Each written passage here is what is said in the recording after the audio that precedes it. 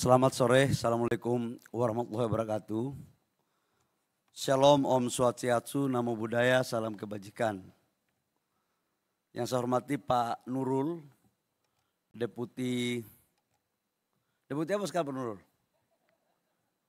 Deputi Promosi Kementerian Investasi, Bapak Ibu semua yang saya hormati, yang mohon maaf tidak sebut satu persatu.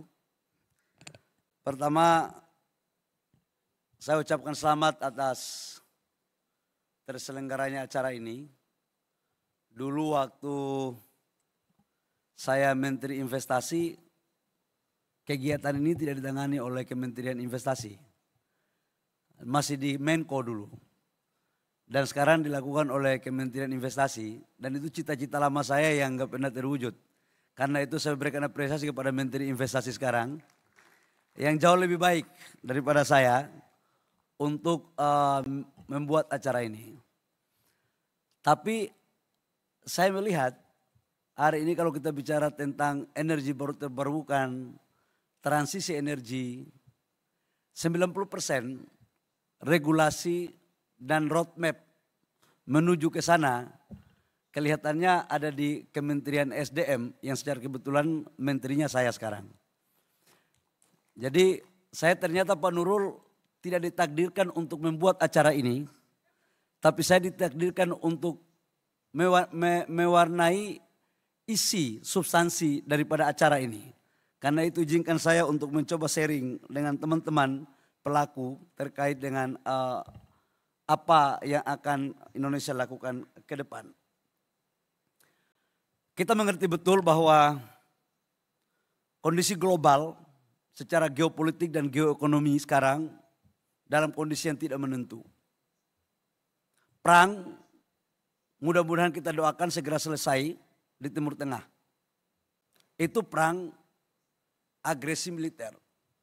Perang dagang, tidak ada satu pakar ekonomi pun yang dapat meramalkan kapan berakhir. Di saat bersamaan banyak inkonsistensi negara-negara dalam menjaga komitmen, khususnya Paris Agreement tentang penurunan emisi dan transisi energi. Beberapa negara yang menginisiasi untuk membuat roadmap dunia menurunkan emisi dan kita memakai energi baru terbarukan, mulai sekarang rasanya ada yang semangat, tapi ada juga semangatnya udah mulai luntur. Karena mereka tahu betul tentang keunggulan komparatif daripada masing-masing negaranya. Bahkan Amerika yang salah satu negara menginisiasi untuk Paris Agreement itu mulai keluar. Kemarin kalau kita melihat Presiden Amerika di pidatonya di PBB, ya agak ragu juga saya terkait dengan kelanjutan daripada transisi energi. Tapi it's okay, itu global. Tetapi Presiden Prabowo di bawah pemerintahan sekarang akan konsisten untuk melanjutkan tentang transisi energi dan energi baru terbarukan. Bapak Ibu semua, menyangkut dengan energi baru terbarukan dan kedaulatan energi termasuk transisi energi, ini masuk dalam asta cita dari Bapak Presiden. Dan kami diperintahkan untuk mengawal. Dan kita tahu semua bahwa Indonesia sekarang dalam kondisi yang memakai fosil masih sangat banyak. Lifting minyak kami sekarang kurang lebih sekitar 580 ribu barel per day. Dan konsumsi kurang lebih sekitar 1,5 juta sampai 1,6 juta barel per day.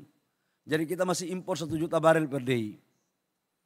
Berbeda dengan tahun 96-97, di saat negara kami masih masuk dalam OPEC, lifting kami kurang lebih sekitar 1,5-1,6 juta barel per day dan konsumsinya baru 500 ribu barel per day. Nah, ini sebuah tantangan di mana impor kita setiap tahun untuk BBM dan crude kurang lebih sekitar 776 triliun atau hampir kurang lebih sekitar 50 miliar US dollar. Ini angka yang cukup luar biasa sekali. Tidak ada cara lain bagi Indonesia untuk bisa survive agar tidak terlalu banyak impor, adalah bagaimana caranya kita meningkatkan lifting dengan 3 pendekatan. Memanfaatkan sumur-sumur yang sudah ada dengan teknologi. Yang kedua itu adalah bagaimana mempercepat wilayah kerja yang sudah selesai eksplorasi untuk produksi. Dan yang ketiga adalah segera kita melakukan lelang terhadap cekungan ada sekitar 75. Selain itu adalah bagaimana kita mengoptimalkan potensi sumber daya alam kita dalam memenuhi kebutuhan energi. Saya ingin menyampaikan bahwa Indonesia salah satu negara yang mempunyai kekayaan sumber daya alam energi baru terbarukan yang tidak kalah dengan negara lain. Panas bumi contoh, kita nomor 2 di dunia. Nomor pertama adalah Amerika. Target kami 2027, kami akan menghasilkan kurang lebih sekitar 500 megawatt daripada panas bumi ke depan penambahannya. Dan untuk energi baru terbarukan selain panas bumi, kami punya matahari, angin, air, laut, dan berbagai macam potensi yang saya pikir harus kita gali untuk bisa kita mengoptimalkan dan memanfaatkan. Di mana potensi itu? Hari ini kami di dalam pemakaian energi sampai dengan 2025 itu sudah mencapai 14-15% itu energi baru terbarukan dari total listrik yang ada. Total listrik yang ada sekarang sudah mencapai 100 gigawatt atau 100.000 megawatt.